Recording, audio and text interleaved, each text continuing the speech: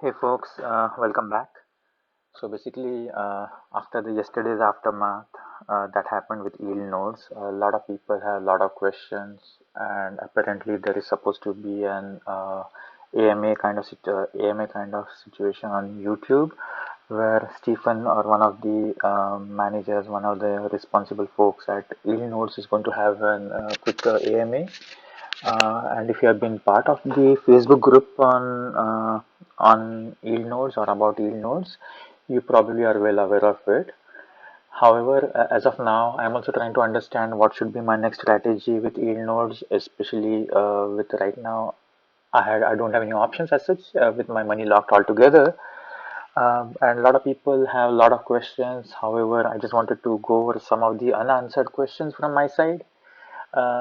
Just to begin with, I always have been a big fan of yield nodes, and I always considered yield node as a treasury bill or I bond in crypto space. Obviously, with the risk of crypto, it cannot be exactly like treasury bills, but at least when I was following this project for last almost 12 months, I had that good enough confidence on this project where I was able to actually recommend this project to a few of my friends and family also, which I feel bad now.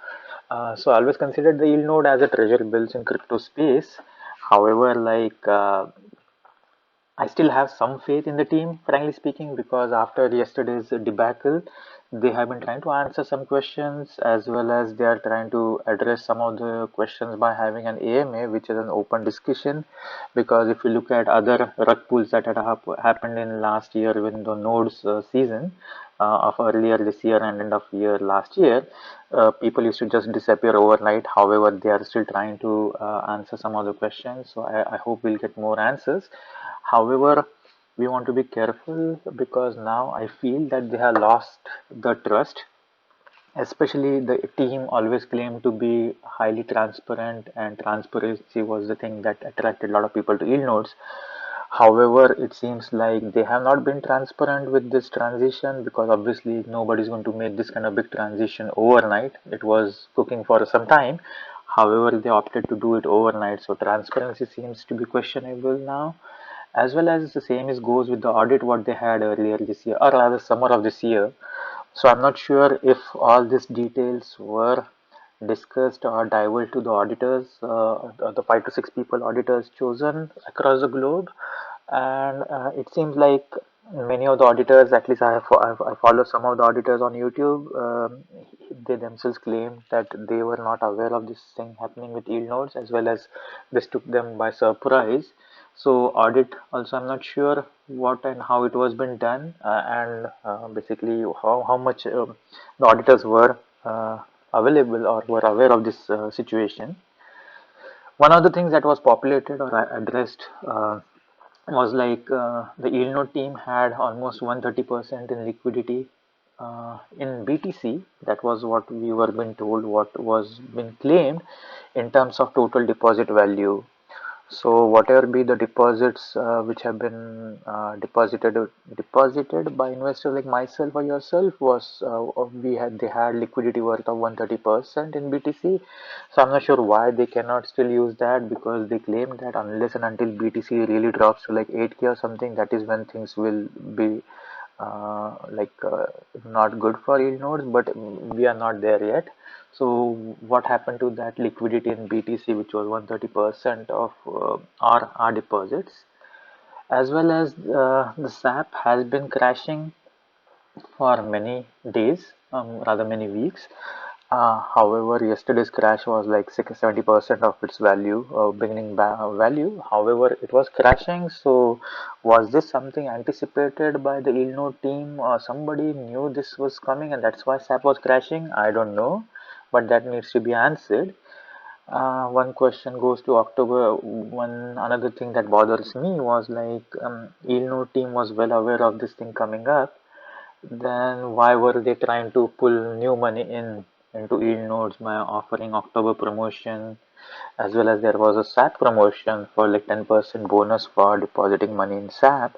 So they were trying to get as much money as possible from new investors, which even in spite of the fact that they were aware of what's coming next. So that is bothering me. Obviously, NFTs is like, why NFT route? That is the worst thing, because with the way NFTs have been crashing, why they want to go into NFT business, which I really don't know why. Why NFTs, and especially a lot of people, even though I'm a big fan of cryptos, I'm still big fan, although I'm not sure how long I'll be. But I have been not been a fan of NFTs from day one, and actually I know it offers nothing, no utility. So not sure why they have to go into the NFT route.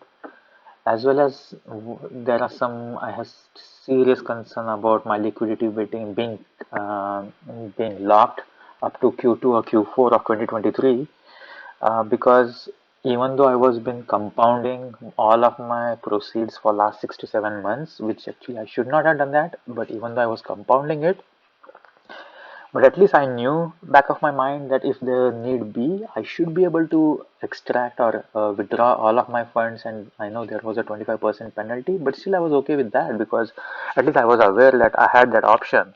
And now with my asset being locked completely for next 1 year, I feel I've been cheated. Cheated is not the right word, but I'm not sure what other word I can use. Um, and obviously they have been talking about 5% return on quarterly basis, which also I feel it's a bit on the low side. Frankly speaking, if you play with your money correctly, you with real estate and other assets, probably you can get more than 5 to 6% every quarter. Moreover, actually, a lot of people, those who are attracted to yield node, was 5% monthly returns. Obviously, nothing is guaranteed, nothing was guaranteed.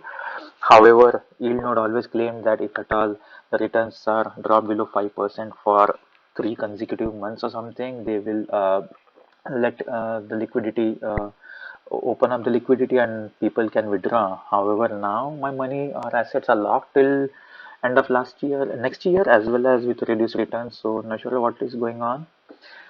As well as I mentioned, they're still working. It seems they're still working in the best interest of the investors. However, the way I feel they really mishandled this major transition, especially when the team was quite transparent about even small changes, minor changes. They used to send out emails and whatnot. But this decision, what they took, which is diametrically opposite of what the current business model is, the investors were not made part of that decision making or even had anything to say with it in with their investments. I know yield node was working on it for our investment, but then still, as an investor, I feel left out when there was this drastic decision happening with yield nodes, the way they want to conduct their business.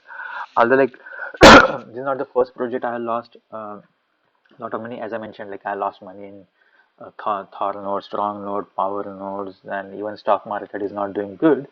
But I really feel sad, and I'm really disappointed with yield nodes. I'm not sure why. Maybe I was in too much in love with yield nodes. I don't know if that was the case.